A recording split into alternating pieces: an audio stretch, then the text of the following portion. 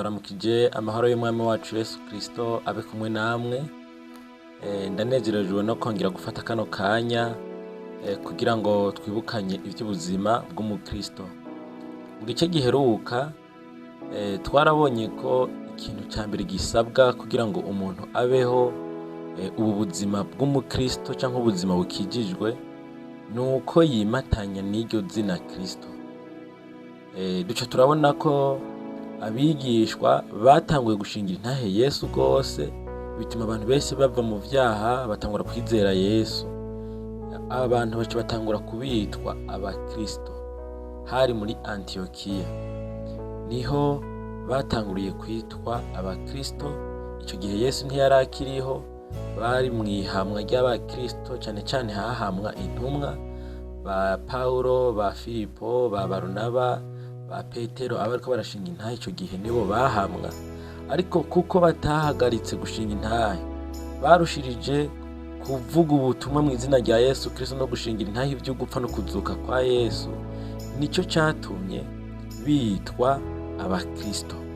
Rero uyu munsi twebwe turiko turaja mu ijuru, tubwirizwa natwe kubaho dukijijwe, cyane cyane dushingira intahe Yesu, niho tuzoshobora gushika mu ijuru. Kuko Yesu yavuze muri Yohana igice 14 ku murongo wa 1 ngo ntimuhagarike umutima, mwizere Imana nanjye munyizere. Timuhira kwa data hari amazu menshi, iyaba atariho mba ndabibwiye, kandi ko ngiye kubategurira hanyu nzogaruka kubajana. Aca avuga rero ati ni jewe nzira n'ukuri n'ubugingo, nta ushobora gushika kuri data ntamujanye. Biratubereye rero gushingira intahe Yesu. Mbere ndabifurije Pasika nziza. Pasika itwibutsa ugupfa no kuzuka vya Yesu. Mumenye ko natwe rero iyo turiko twitirirwa iryo zina, tuba turiko dushingira intahe ugupfa no kuzuka k'umwami wacu Yesu Kristo. Twabonye rero ko muri icyo gice cya mbere ko intambuko ya mbere ikwiye ari ukwimatanya n'iryo zina. Hano rero muri kino gice kigira gatatu, umva novuga ku ntambuko ya mbere y'agakiza, intambuko yitwa kwihana.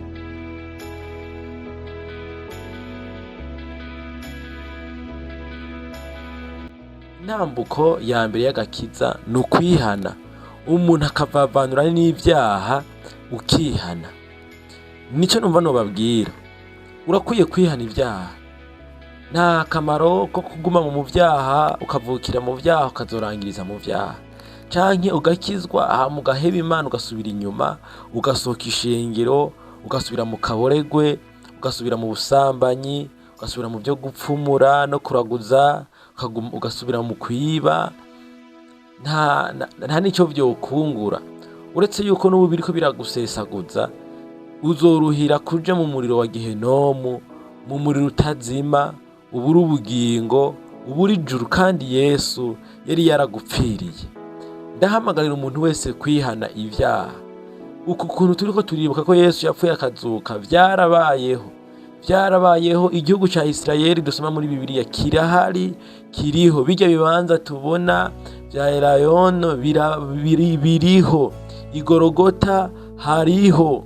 Yesu yavuye mu ijuru, yambara umubiri nk'uwo twambaye, yiyambura ubumana, aje kuducungura kugira ngo ntituzopfe rubi.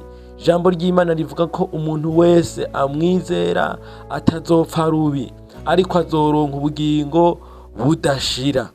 None rero ndaguhamagarira kwihana. Isoko y'ubuzima ni Kristo Yesu. Kumwizera bituma Yesu agushoborera ibyo utoshoboye.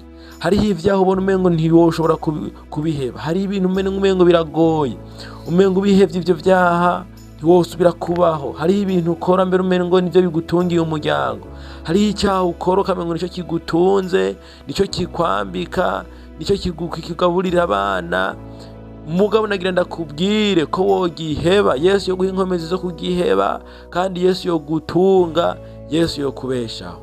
Ntubeshweho n'ikinyoma, ntubeho ubuzima bushingiye ku manyanga, ntubeho ubuzima bushingiye ku binyoma, ku bubeshi, ku vyaha.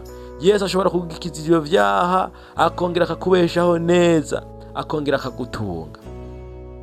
Bibiliya itubwira ko Satani ari we se w'abanyabinyoma, ni we se w'ibinyoma. Abantu bose bagendera mu kinyoma, naba wa mugwanizi bazorandukanwa nawe. hariho umuriro wa gehenomu wateguriye abanyabinyoma bose, abantu babesha, abantu biba, abantu basambana, abantu bakiraguza, abantu bakiri mu kaboregwe no mu biyayuramutwe, abantu bakiri mu vyaha bazoranduka. Ariko Yesu yapfiriye abanyavyaha, Yesu yadupfiriye twese, naho wowe uri umuzungu, naho wowe uri umwirabure, naho wowe uri inde, naho wowe uri umutunzi, naho wowe uri umukene, naho wowe uri nyarucari, naho wowe uri kimuga, ufise umugaye, Yesu yadupfiriye twese kugira ngo abamwizera bose baze baronka ubugingo budashira. Intambuko ya mbere igoye ko abantu bariko barakora muri kino gihe iriko irabananira gukora, intambuko yo kwihana.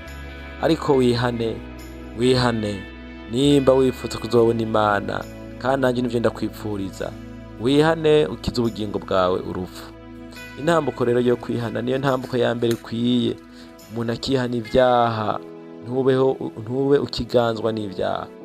Yobu yavugishijwe n'Imana ati kubaho Uhoraho niryo tanguriro ry'ubwenge, kandi kuva mu vyaha niko gutahura. Nkwifurije kwakira Yesu nk'umwami n'umukiza mu bugingo bwawe. Ushobora kuba ufise ikibazo uti none nobigenza gute, none nce hehe, none ndabigenze gute, mbega gukunda isi nkijijwe. Ufise ikibazo urashobora kuraba inomero ziri muri description ngaho tukakurangira ingene wobigenza. Mugabo nagomba ndakurangire yuko isoko y'ubuzima ni Kristo Yesu. Amahoro nta handi ava atari muri Kristo Yesu. Umunezero nyakuri nta handi wowe usanga atari muri Kristo Yesu. Wakire Yesu umwami n'umukiza mu bugingo bwawe, ukize ubugingo bwawe urupfu. Wakoze gukurikirana iyi video. Yesu Kristo akumpera umugisha.